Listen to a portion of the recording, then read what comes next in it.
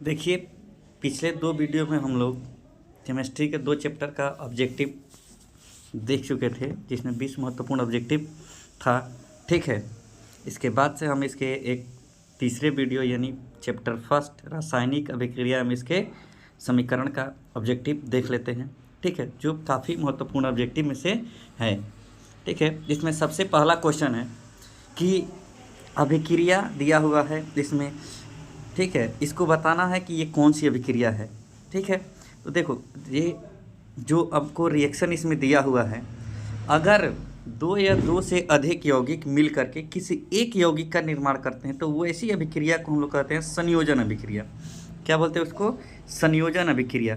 लेकिन ठीक इसके विपरीत क्या होता है? वियोजन अभिक्रिया। ठीक इसके विपरीत क्या होता है आपका?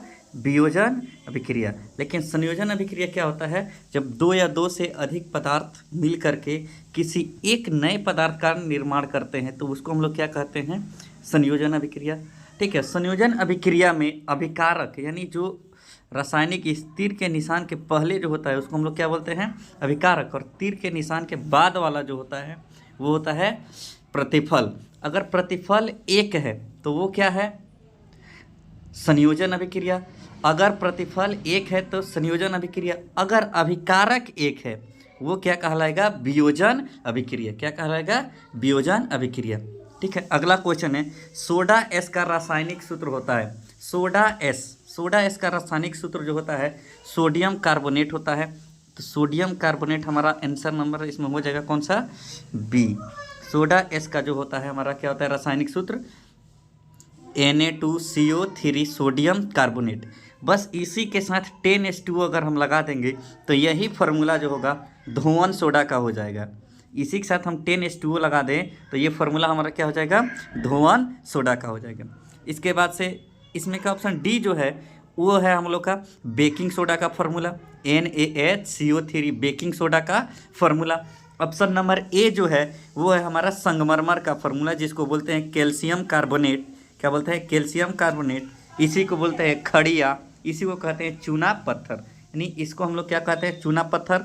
ए नंबर वाले को क्या कहते हैं? चूना पत्थर, सोडियम कार्बोनेट या खड़िया।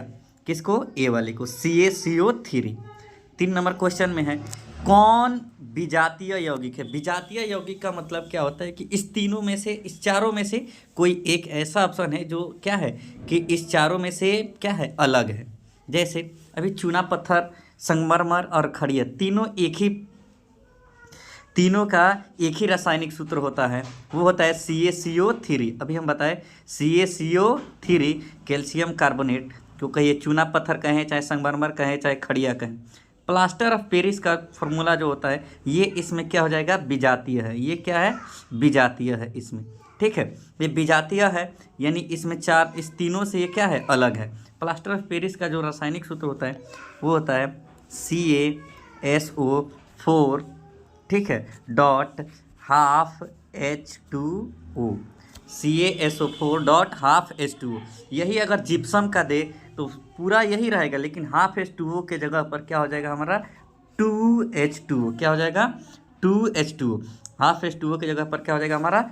2H2O। कई बार पूछा हुआ है कि जिप्सम में से कितने जल के अणु निकाल दे, जिप्सम में से कितने जल के अणु निकाल दे कि वो हमारा प्लास्टर ऑफ पेरिस बन जाता है। तो उसमें होता है जिप्सम में 2H2O, लेकिन प्लास्टर ऑफ पेरिस में क्या होता है? Half H2O। यानी इसमें जो होता है जल का आधा अणु रहता है, लेकिन जिप्सम में क्या रहता है? दुगुना। तो दुगुना में से आधा निकाल देंगे तो कितना बचेगा? 1.5। यानी कितने अणु निकालना पड़ेगा? 1.5। और 1.5 को हम लोग क्या बोलते हैं? 3/2।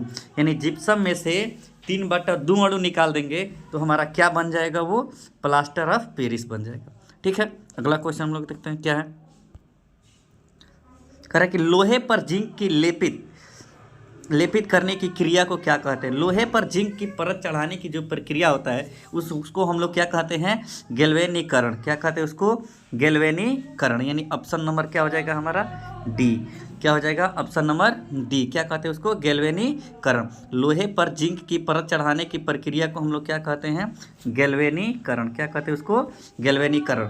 ठीक है। संक्षारण क्या होता है? तो लोहे पर जंग लगना क्या होता है? संक्षारण कहलाता है। लोहे पर जंग लगना क्या कहलाता है? संक्षारण होता है, ठीक है।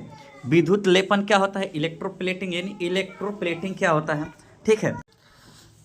इलेक्ट्रोप्लेटिंग क्या होता है यानी विद्युत लेपन क्या होता है? तो विद्युत के द्वारा किसी धातु पर किसी दूसरे धातु की परत चढ़ाने की जो प्रक्रिया होती है उसको हम लोग क्या कहते हैं? विद्युत लेपन। क्या कहते हैं? विद्युत लेपन। विद्युत द्वारा किसी धातु पर किसी दूसरे धातु की परत चढ़ाने की प्रक्रिया को हम लोग क्या कहते हैं? विद्युत लेपन। उसके बाद है विद्युत अपघटन। विद्युत द्वारा अपघटन की प्रक्रिया कराना क्या कहलाता है? विद्युत अपघटन। विद्युत द्वारा अपघटन की प्रक्रिया मतलब विद्युत द्वारा यौगिक को तोड़ना क्या कहलाता है? विद्युत अपघटन। क्या कहलाता है? विद्युत अपघटन। वही अगर ऊष्मा के द्वारा अगर हम तोड़े तो उसको कहते हैं ऊष्मीय अपघटन। क्या कहते हैं उसको? ऊष्मीय अपघटन, ठीक है। अगला है हमारा 5 नंबर क्वेश्चन, कह रहा है कि अम्ल एवं क्षारक आपस में क्रिया करके बनाते हैं। अम्ल और भस्म आपस में अभिक्रिया करके क्या बनाता है? लवण का निर्माण करता है। किसका निर्माण करता है? लवण का निर्माण करता है। और साथ में याद रखेंगे कि लवण के साथ में ये जल का भी निर्माण करता है। अम्ल और क्षार अभिक्रिया करके लवण और जल का निर्माण करता है। इस अभिक्रिया को हम लोग क्या कहते हैं? उदासीनीकरण अभिक्रिया। क्या कहते हैं? उदासीनीकरण अभिक्रिया। अम्ल और क्षारक जब अभिक्रिया करते हैं तो लवण और जल का निर्माण करते हैं, जिसको हम लोग क्या कहते हैं? उदासीनीकरण अभिक्रिया। अगला क्वेश्चन है 6 नंबर कि निम्नलिखित में से कौन सा ऑक्सीकरण क्रिया है? ऑक्सीकरण, देख क्वेश्चन में इसमें थोड़ा सा डिफेक्ट है, देख लेंगे। निम्नलिखित में से कौन सा ऑक्सीकरण की क्रिया नहीं है? कौन सा ऑक्सीकरण की क्रिया नहीं है? तो इसमें ऑप्शन नंबर क्या हो जाएगा हमारा? डी। अवक्षेपण जो है ऑक्सीकरण की क्रिया नहीं है। अवक्षेपण क्या है? ऑक्सीकरण की क्रिया नहीं है, ठीक है। अगला क्वेश्चन हम देखेंगे, इसमें कह रहा है कि इस अभिक्रिया के बारे में बताना है कि अभिक्रिया ये कौन सी अभिक्रिया है, ठीक है। ये अभिक्रिया जो है कौन सी अभिक्रिया है इसके बारे में बताना है। ये हमारा कह रहा है कि कौन सा अभिक्रिया है जो 7 नंबर में रिएक्शन दिया हुआ है। ये वाला हमारा कौन सा अभिक्रिया है? विस्थापन अभिक्रिया। विस्थापन में भी क्या है? एकल विस्थापन है। कौन सा है ये? एकल विस्थापन है। देखेंगे कि Fe जो होता है इससे ज़्यादा क्रियाशील होता है एल्युमिनियम, ठीक है। तो यहाँ पर एल्युमिनियम क्या किया है कि Fe यानी लोहा को हटा करके उसका स्थान ग्रहण कर लिया है। उसका स्थान ग्रहण कर लिया है यानी उसको विस्थापित कर दिया है। काहे कि लोहा एल्युमिनियम से कम क्रियाशील होता है, ठीक है। इसीलिए यहाँ पर कौन सा अभिक्रिया हो जाएगा? आंसर हो जाएगा हमारा विस्थापन अभिक्रिया। कह रहा है कि लोहे के चूर्ण पर तनु हाइड्रोक्लोरिक अम्ल डालने पर क्या होता है? लोहे के चूर्ण पर मतलब कह रहा है कि लोहा के चूर्ण पर Fe, लोहा के चूर्ण पर क्या है? तनु हाइड्रोक्लोरिक अम्ल HCl की अभिक्रिया कराने से क्या होगा? कह रहा है कि लोहे के चूर्ण पर यानी देखिए हम लोग जानते हैं कि धातु जब अम्ल से अभिक्रिया करता है तो वो लवण और हाइड्रोजन गैस का निर्माण करता है। किसका निर्माण करता है? लवण और हाइड्रोजन गैस का निर्माण करता है। तो यहाँ पर भी सेम कंडीशन है। धातु जब अम्ल से अभिक्रिया कर रहा है तो किसका निर्माण करेगा? लवण का और हाइड्रोजन गैस का। तो सबसे पहले देख लेते हैं इसमें किसमें हाइड्रोजन गैस बना रहा है। ऑप्शन नंबर ए है कि हाइड्रोजन गैस और आयरन क्लोराइड, यानी यही हमारा आंसर हो जाएगा। यही एक हाइड्रोजन गैस बना रहा है, यहाँ तो क्लोरीन गैस बन रहा है, इसमें से कोई नहीं है, ठीक है। इसमें लवण और जल कहेगा तो लवण और जल कब बनता है? जब अम्ल भस्म से अभिक्रिया करता है। अम्ल भस्म से अभिक्रिया करता है तो लवण और जल बनता है, ठीक है। लेकिन अगर वही अम्ल धातु से अभिक्रिया करता है तो लवण और हाइड्रोजन गैस का निर्माण करता है, ठीक है।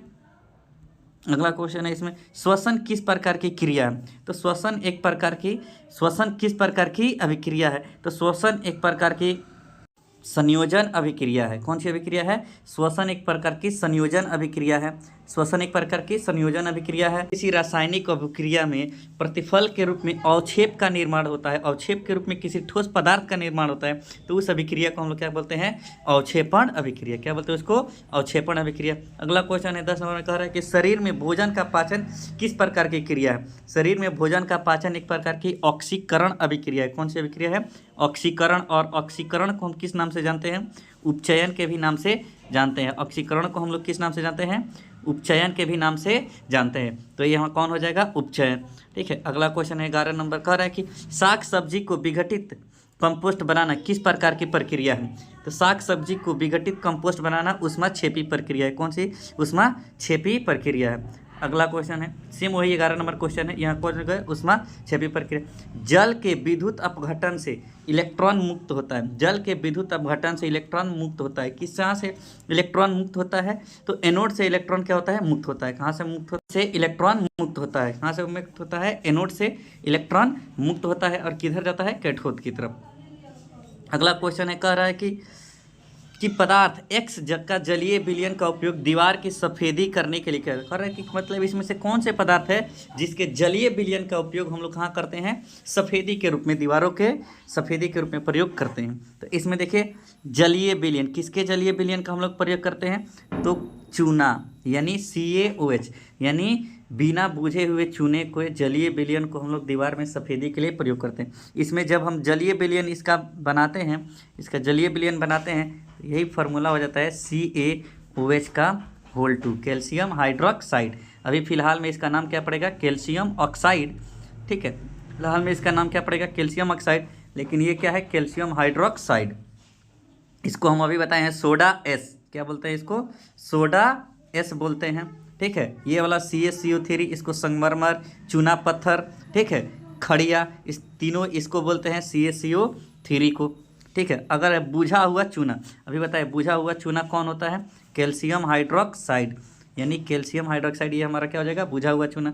ये अभी बताए सोडा एस, ये क्या है? Baking soda. बेकिंग सोडा का फॉर्मूला है ये CaCO3, खड़िया चौक कहिए, चाहे खड़िया कहिए, चाहे संगमरमर कहिए, ये चूना पत्थर कहिए, सब एक ही है, ये CaCO3। अगला क्वेश्चन है, कह रहा है कि निम्नलिखित में से कौन सा उपचायक है? यानी इसमें उपचायक चुनना है। उपचायक क्या होता है वो? उपचायक जो होता है कौन सा? मतलब जिस पदार्थ का अवकरण होता है वही हमारा क्या होता है? उपचायक। जिस पदार्थ का क्या होता है? अवकरण होता है, क्या होता है? वही उपचायक होता है। और जिस पदार्थ का ऑक्सीकरण होता है वो क्या होता है? अपचायक। इसमें उपचायक के रूप में हमारा कौन होता है? ऑक्सीजन। क्या होता है? इसमें हमारा ऑक्सीजन क्या होता है? उपचायक हो जाएगा। अगला है, कॉपर सल्फेट का रंग कैसा होता है? तो याद रखिएगा, कई बार ये ऑब्जेक्टिव में पूछा हुआ है। कॉपर सल्फेट का रंग जो होता है नीला होता है। कॉपर सल्फेट का रंग क्या होता है? नीला होता है। अगला हमारा क्वेश्चन क्या है? देखते हैं, 16 गो हो चुका है और 4 गो बचा हुआ है। इसमें हमारा फोटोग्राफी में प्रयुक्त कमरे के फिल्म बनाने में प्रयुक्त होता है। तो इसमें फोटोग्राफी में प्रयोग करने के लिए AgBr, सिल्वर ब्रोमाइड और सिल्वर आयोडाइड का प्रयोग होता है। याद रखिएगा इसको। ठीक है, सिल्वर ब्रोमाइड और silver iodide, option number B का प्रयोग होता है। ठीक है, किसमें? फोटोग्राफी में। ठीक है, फोटोग्राफी में हम लोग जो प्रयोग होता है उसमें सिल्वर ब्रोमाइड और सिल्वर आयोडाइड का प्रयोग होता है। LPG गैस के एक विशेष गंधयुक्त मिलाया जाता है। मतलब LPG गैस में सिलेंडर, सामान्य रूप से LPG गैस में ना ही कोई रंग होता है ना ही कोई गंध होता है, लेकिन वो इतना ज्वलनशील होता है कि उसको पहचान के लिए हम लोग उसमें एक एथिल मरकैप्टन के यौगिक का प्रयोग करते हैं। जो किसका यौगिक होता है? जो हमारा सल्फर का एक यौगिक होता है। किसका यौगिक होता है? सल्फर का यौगिक होता है, जो क्या होता है? गंधयुक्त बनाने के लिए LPG गैस में मिलाया जाता है। किसका? एथिल मरकैप्टन का प्रयोग करते हैं। अगला क्वेश्चन है, इस अभिक्रिया को पहचानना है कि कौन सी अभिक्रिया है। तो अभी बताएं, अगर एक से, यानी आपका अभिकारक एक हो, अगर वो टूट करके यहाँ से अधिक का निर्माण करेगा तो वियोजन। टूटना मतलब वियोजन होना या अपघटन होना। अगर यही अभिकारक एक से अधिक हो और प्रतिफल एक हो तो उसको संयोजन बोलेंगे। उसको क्या बोलेंगे? संयोजन। लेकिन ठीक है, वियोजन मतलब क्या होना? विघटित होना, मतलब एक से अधिक भागों में टूटना। ठीक है, यहाँ पर 19 नंबर में सेम वही क्वेश्चन है हमारा। तो इसमें क्या आंसर हो जाएगा? वियोजन अभिक्रिया। अगला कह रहा है कि जब लोहे के कील को कॉपर सल्फेट के विलयन में डाला जाता है, लोहे के कील को कॉपर सल्फेट के विलयन में डाला जाता है तो विलयन का रंग कैसा हो जाता है? मलिन हो जाता है। तो लोहे जनरली होता क्या है कि लोहे के कील को कॉपर सल्फेट के विलयन में डाला जाता है। लोहे के कील को कॉपर सल्फेट यानी CuSO4, किसके? CuSO4 के विलयन में जब डाला जाता है, किसको? लोहे के कील को, तो क्या होता है कि लोहा ज़्यादा क्रियाशील होता है, कॉपर कम क्रियाशील होता है। ये क्या करता है कि कॉपर को हटा करके खुद यहाँ पर FeSO4 का निर्माण कर देता है। ठीक है, यानी इसमें लोहा क्या होता है? कम क्रियाशील होता है, सॉरी, लोहा ज़्यादा क्रियाशील होता है जबकि कम क्रियाशील इसमें कॉपर हो जाता है। तो यानी ऑप्शन नंबर हमारा ए हो जाएगा। कह रहे कि लोहा कॉपर से अधिक क्रियाशील है। लोहा जो है कॉपर से अधिक क्रियाशील है, जो कॉपर को क्या कर देता है, विस्थापित कर देता है और खुद उसका स्थान ग्रहण कर लेता है। ठीक है, यानी ऑप्शन नंबर क्या हो जाएगा, ए सही हो जाएगा। ठीक है, अगर जो भी छात्र ये वीडियो इसके पहले वाले ऑब्जेक्टिव का नहीं देखे होंगे, ठीक है, वो देख लेंगे। ये आपके, अगर जो भी छात्र इस चैनल को सब्सक्राइब नहीं किए हैं तो कृपया सब्सक्राइब कर लीजिए। इसमें बीच में जो फोटो वाला आपको आइकन दिख रहा है उस पर क्लिक करिए, ठीक है, और चैनल को सब्सक्राइब कर लीजिए। और भी इम्पोर्टेंट जो महत्वपूर्ण क्वेश्चन होंगे आपके एग्ज़ाम के पॉइंट ऑफ व्यू से, वो आपको यहाँ से उपलब्ध करा दिया जाएगा और जो भी महत्वपूर्ण क्वेश्चन है वहाँ पर बताने की कोशिश की जाएगी आप लोगों के लिए। ठीक है।